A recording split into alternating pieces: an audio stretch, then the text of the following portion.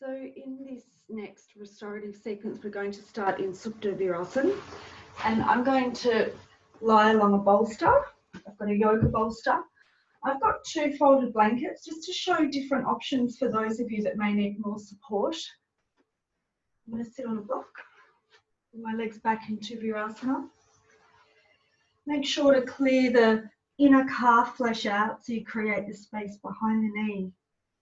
And then I'm going to place a block in between the thighs for extra support on the legs. And I'm just going to work with 1 belt. You can work with 2, but today we're going to have 1 belt, and it's supporting that mid-calf region where the thick belly of the calf is. I always like to tie in my right leg because that's the weaker leg, it's the weaker hip for me. So the slack of my belt is going down away from the right side. Particularly if you have to be mindful of your back, sit a little more forward of the bolster and then walk the hands back, lift the upper buttock extended away from you, just noticing that you're on the center of the shins, and then I'm actively lengthening out of the bottom back ribs as I lie down. I've got an eye pillow. I'm going to place on the eyes, clearing the back skull out of the neck to get that length through the back of the neck, and releasing the arms out to the side.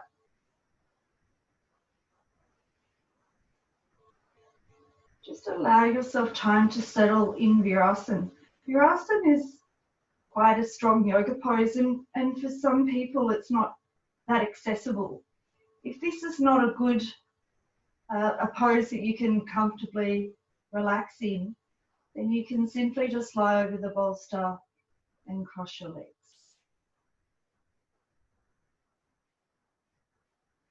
Just being mindful of the center shin bones descending, and where you notice the weight on the tops of the feet. See if you can still maintain a spreading of the toes. How much the weight falls to the inner edge of the foot.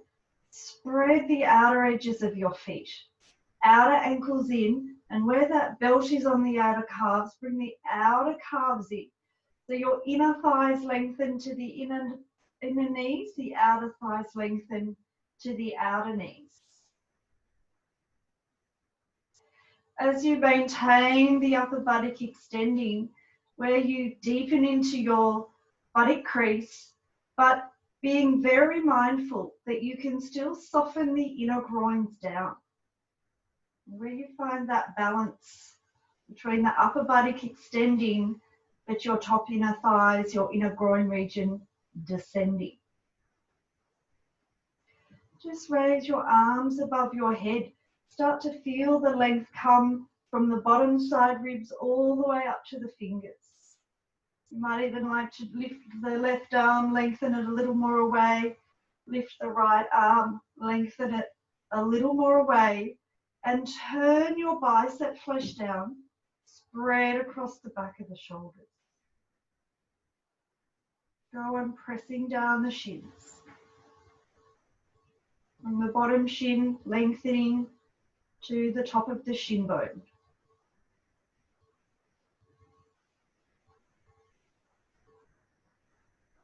See if you can soften a little more at the navel. You get that length through the sides of the navel as you obtain the length along the sternum bone. As much as you spread your shoulders, spread the collarbones. Being mindful of the length through the sides of the body, can you relax the arms down again? You can bend the elbows here. And release the outer corners of the shoulders down. As you start to quieten a little more and soften into the support. Your face is quiet, your eyes thighs descending into their sockets. And can you connect with your breath? So I'm starting all of these restorative sessions really in that Ujjayi 1 pranayama phase, which is simply observing your breath, where you can just be a witness to your breath rather than feeling you need to control it. Noticing the rise and fall of the rib cage as you breathe in and as you breathe out.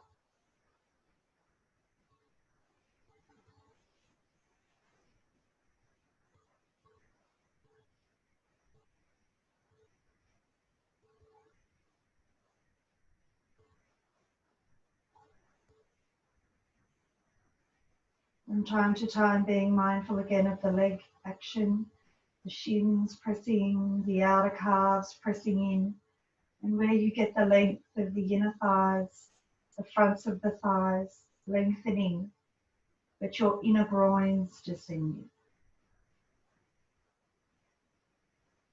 Just a few more breaths here.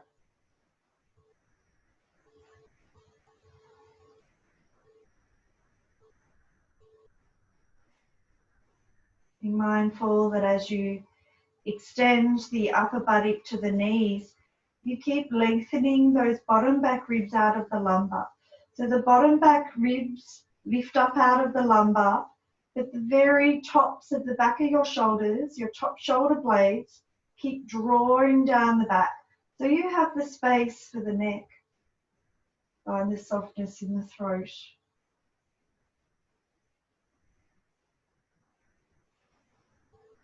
Continue to watch your breath.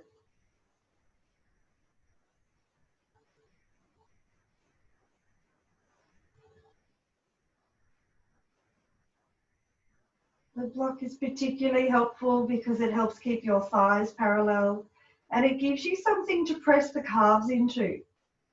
So you stay active on the legs.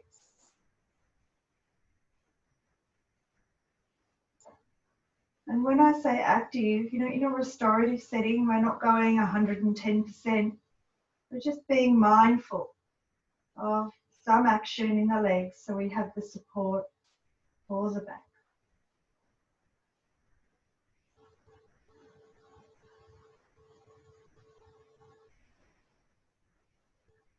And then we're going to prepare to come up. We'll take the support on the eyes. Make sure you bring your fingertips down so you come up with a nice straight spine to come all the way up. You can release the belt, move the block. If you didn't have it in 2 yoga blocks like I'm using here, you could sit on a folded towel and you could just have a belt around your thighs. If you didn't have a yoga belt, you could even just use a leather belt. I've even got some students at the moment who are using scarves, just tying the legs in. The tendency is for the knees to want to slide out. We want to keep them a little more parallel and in line with the hips. So just releasing the legs, just let the knees soften a bit as you come out of the pose. And then we're going to go forward virasana. Today we're going to go along the bolster. So I'm going to move the top blanket. So like I said, I've got 2 blankets that I had for supta virasana. Some of you might be fine just lying over a bolster, or you might just need a bolster and 1 blanket. I showed you with extra height. You can always reduce it down. I like to do it 3 ways, long way folded for my heels. I'm not just sinking at the hips. I'm going to fold this next blanket just in half again for my head. The bolster's as close to the inner thighs as you can. Once again, we're pressing the shin bones. I'm going to clear the skin of the top shins out, so I clear up any catching of the skin at the bottom of the knee. And then you've got the support of the bolster. We're going to support the forehead with the blanket, elbows relaxed to the side. So completely allow yourself to be fully supported by the props. Feel the contact of the shin bones. Your outer ankles coming in, so you're placed on tops of the feet. You could even be mindful of the spreading of the toes here. As you descend your shins, your sitting bones stretch back. And then lift your pubic bone.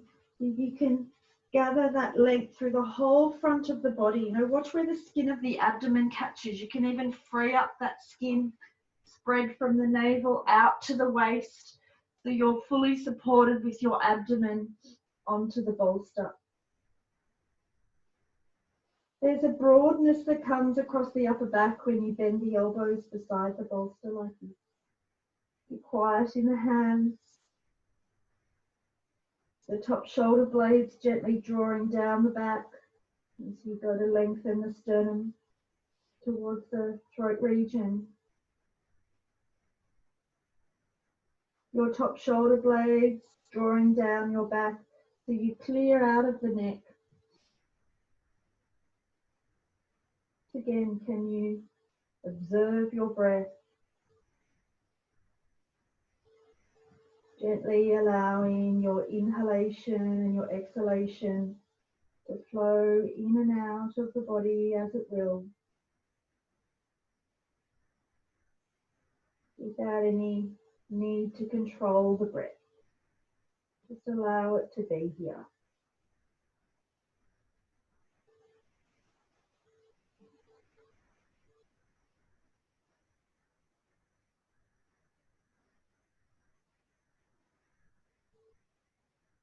Just being a little bit more mindful of the length from the bottom side ribs to the armpit. You can even bring your arms now over the head and interlock your elbows. Forearms are fully supported on the blanket, and notice how much that opens this armpit chest space with the arms over the head. How much more you get that length through the side body. Where you open your armpits, you get movement of the arms above the head. It helps encourage lymph flow. The flow of your lymph fluid, which is good for your immune system, filling all the nodules we have in the armpit chest. This is particularly beneficial. And anything that encourages blood flow into the armpit and the side chest, for women, it's also good for breast health. You want to get as much blood flow there as possible. Keep spreading the back of the shoulders as you lengthen your sternum forward. See if you can stay connected to your inhalation and your exhalation.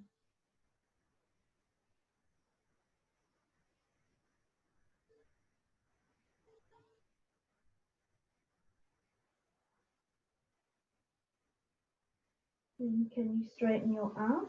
Just lengthen a little more out through each arm as you change the cross of the elbows. Change the interlock there. And you can use your hands to lengthen the elbows a little more away to further accentuate the length through the side body. Spread the back of the shoulders, clear the neck out of the shoulders. Throat is soft, face is soft.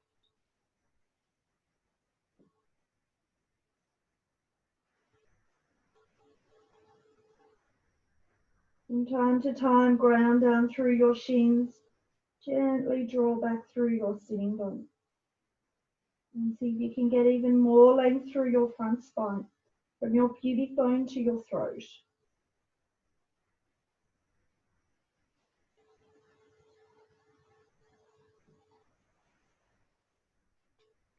And then you're going to walk your hands back to your knees and coming up. So the final pose before we go for Shavasana, I want to do setu bandha today. These restorative sessions, just by doing a couple of supported asanas, just help you quieten your body, help you get a little more out of your mind, so that when we get to Shavasana, hopefully your mind is a little quieter. So we're going to use the same bolster. We're going to bring the mat right up against the wall. I'm going to lie along the bolster. I'm going to use blocks. I like to have them. This is quite a high bolster. I'm going to have my blocks this way. If your bolster's flatter, you can even have them flat. If you don't have a bolster and you're working with cushions off the bed or off your couch, whatever you have under the feet, match the height of the bolster. Just also remember, some people can experience a little bit of lower back twinging in this pose. If that's the case for you, you could have more height under the feet. You can raise the feet. I'm going to work with just a flat blanket for the shoulders. And I like to have a little bit more height under my feet as well. So I'm just using another half folded blanket. If you're very tight in the neck and the shoulders, this blanket could be halved and you could lie this way, right? But I'm going to have mine flat. Once again, have your eye pillow handy. I'm going to sit at the back edge of the bolster and I have my belt handy. And then it's just uncurling the spine. Keep the knees bent until you get your shoulders in place. You can lengthen the back skull out of the neck and you're just sliding back until the shoulders touch the floor. In this more restorative setting, you do want to make sure that you can feel a level of comfort. So if there's any if it's too strong on the shoulders or the neck, come up, halve this blanket or pop another one on top. And then I'm going to put the belt on, mid-thigh.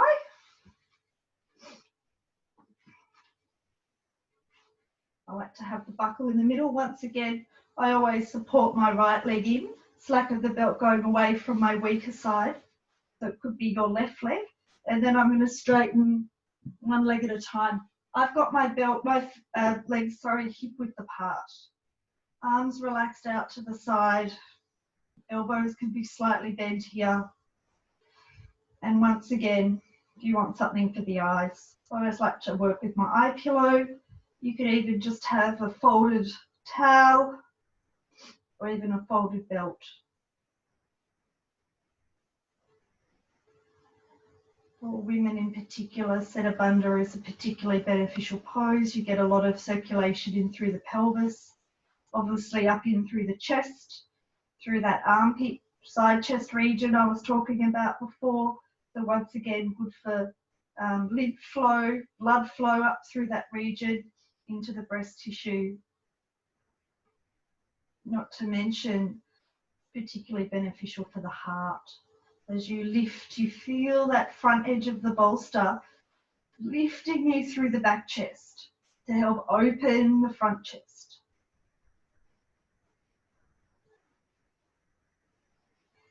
Flex your feet and extend out through your feet, particularly the inner feet.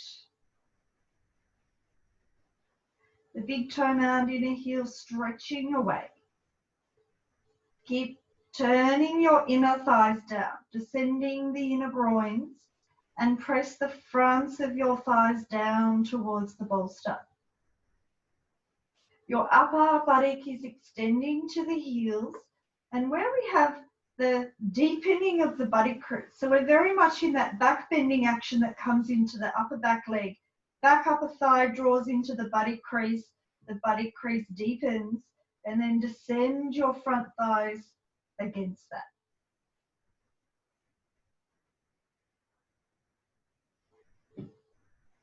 You want to feel the back waist soften, navel spreading to the waist. And once again, inner upper arms gently turning to the outer upper arms, and the very top backs of your shoulders descending downward. Here, when the shoulders descend and the shoulder blades lift into the back, you might notice the chin naturally falls towards the throat in Jalandhara Bandha. Jalandhara Bandha is an energy seal at the throat, very beneficial for the healthy workings of the thyroid gland, which regulates our hormones, our metabolism. So it's important to keep that thyroid gland healthy. Can you relax the skin of the face? Just send your eyes into the socket.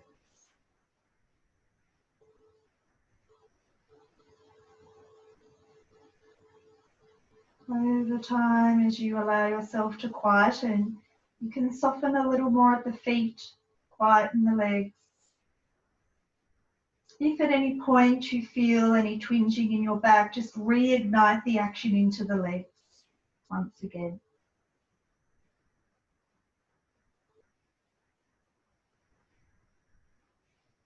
And I want you to be mindful as you inhale, you really notice the lifting of the back chest to the front chest. Fully allow the breath to release out as you exhale. As you inhale, noticing the lift, back chest to the front chest, gently pin the shoulders down. And fully allow your exhalation. Inner upper arms turning out, outer upper arms descending down to the floor. Once again, as you inhale, notice the lift of the back chest to the front chest. Pin the back of the shoulders gently down. And fully allow your exhalation.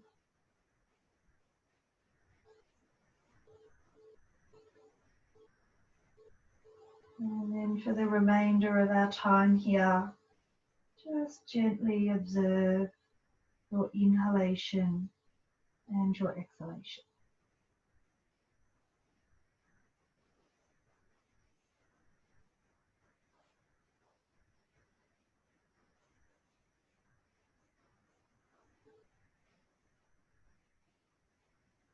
Particularly when we're in a more restorative mode, it's important. If you notice any tension in the body, do not persist and stay there. If anyone's noticing their back, you can always bend your knees.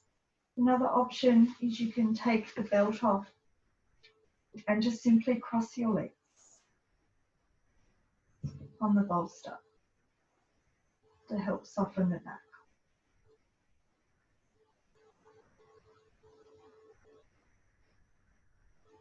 Continue to watch the flow of your breath. Maybe for some of you, you notice it's starting to slow down. It's a little longer in duration. And it's penetrating a little deeper, where you feel the breath around the belly.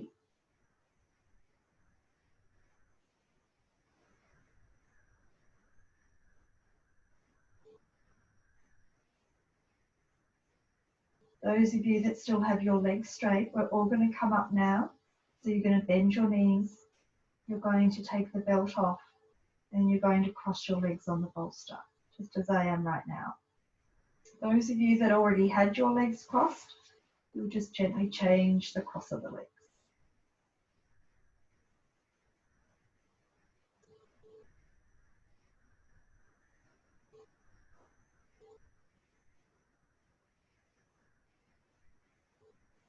And if you haven't already changed the cross of your legs, change the other way.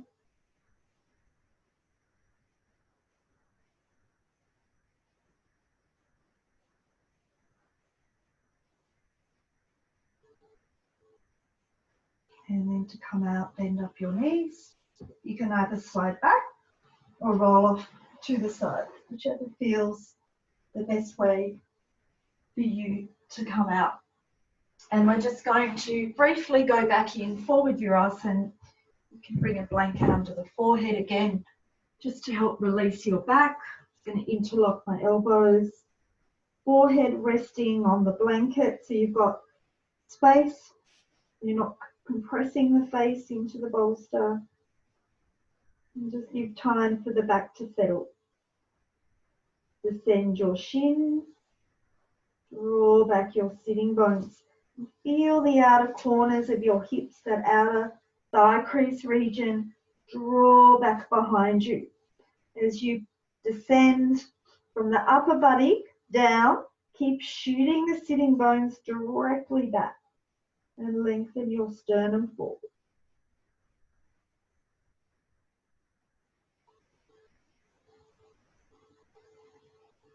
and then to come out. Come onto the hands and come up. And let's go for Shavasana. So for Shavasana today, I'd like you to work with a blanket, and we're going to fold it in three. So we're going to work with a little bit of height along the spine, and then another blanket for the head. Whatever height you need. Some of you might be fine with just a half fold blanket. I like to fold mine short ways in three. And I'd like to have a bolster handy. So have your bolster ready. You can either place it under the knees if you need a little bit more support for the back. Place the bolster under the knees, or you can support it on top of the thighs. I'm sitting slightly forward of the blanket, and when I come down, I'm coming onto my fingertips, coming onto my elbows, lifting the upper buttock to draw it away, and then I'm slowly releasing down onto the blanket. Make sure the blanket's at the center of the spine, not more to one side than the other. Bring the head support right up to the shoulders, clear the back skull out of the neck, and then you can release the arms out, release the legs out. Once again, you can use something for the eyes. I'll just show you something different. If you don't have an eye pillow, you could just get a half folded belt for the eyes.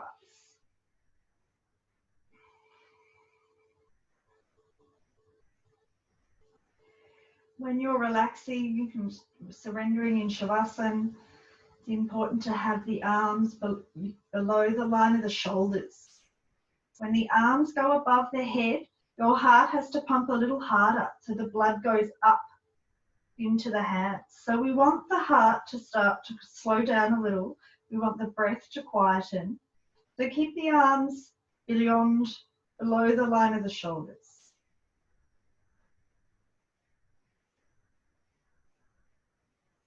The other option for the bolster, so you could have it under the knees if you want to support your back, but you could also have it just on the very tops of the thighs and the top over the pelvis, which can also be freeing for the back.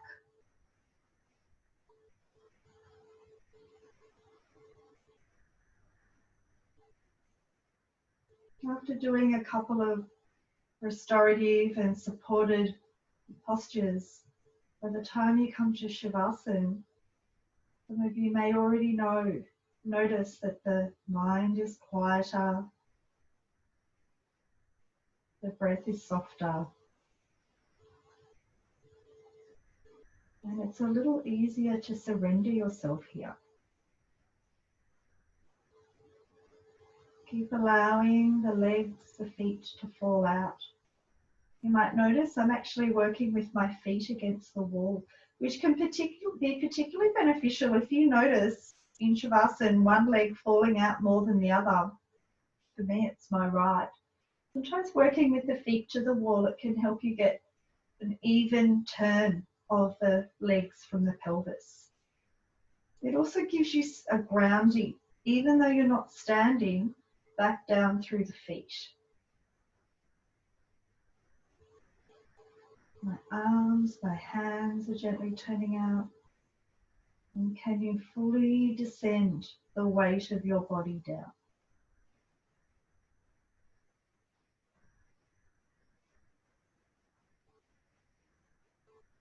The skin of the face is quiet, and your eyes are gently descending inward.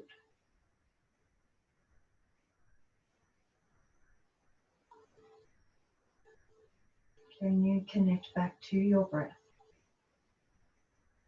So we're just simply watching the breath.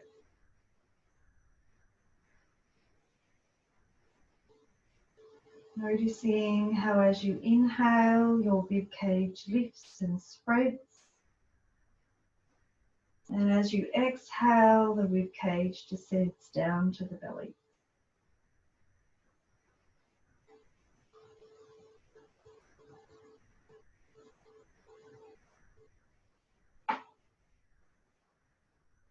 It can be helpful to watch the mechanics of the breath to help you if your mind is a little busy or you're thinking, got thoughts coming into your mind. Just come back to observe the functioning of your breath. Rib cage lifting and expanding as you inhale. Rib cage descending as you exhale.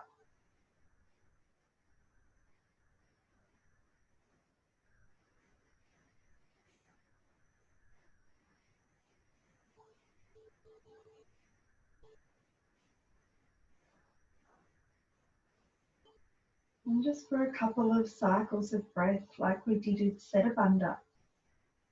I want you to inhale, notice the back chest come into the front chest. Pin the back of the shoulders gently down and fully exhale. So I'm not trying to control my breath. I'm just watching the breath, and I'm bringing a little more awareness to the back body. Once again, as you're ready to inhale, notice the back chest lifting, which that bolster is helping. Pinning the tops of the shoulders down, complete your inhalation. And then fully exhale. Don't change your breath to fit my instruction. Stay with wherever your breath is. Once again, inhaling. Feel the back chest come to the front chest. Pin gently the backs of the shoulders down. And fully exhale.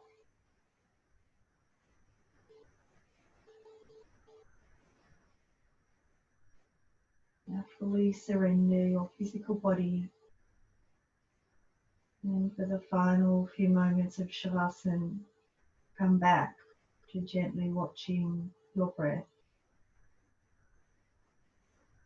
This time, can you notice the penetration of your breath around your nostrils, the top of the lip? As you inhale, the breath is a little cooler. And as you exhale, you may notice the breath is a little warmer. Your tongue descending deep to the bottom palate. Your teeth are slightly apart and your lips gently touching. Continue to surrender the eyes deep inside the skull, and your gaze turns inward.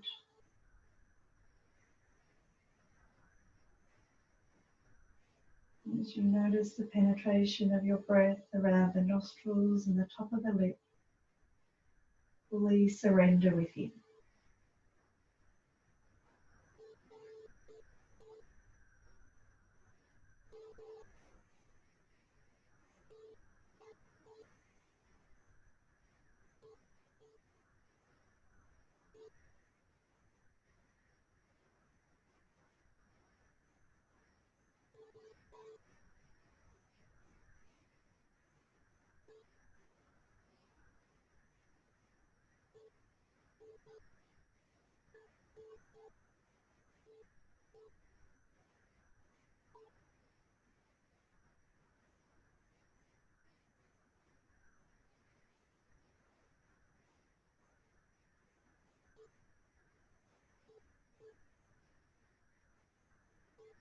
If you feel you could stay there longer, feel free to pause the recording and stay as long as you need.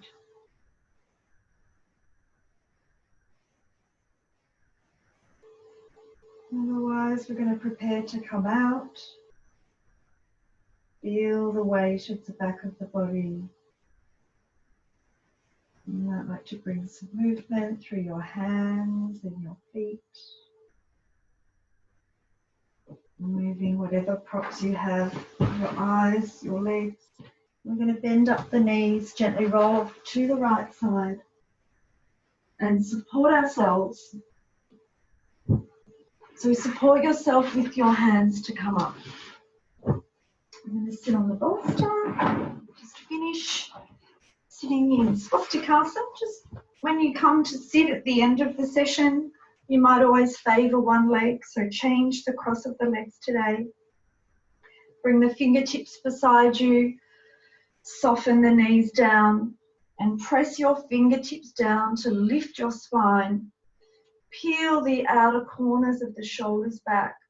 And bring your hands into Namaskarasana. And with your shoulders back and your heart lifted, descend your head down.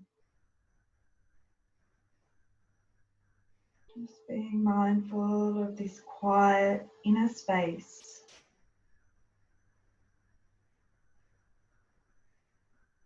And then in your own time, you can release your hands and gently lift your head and come out.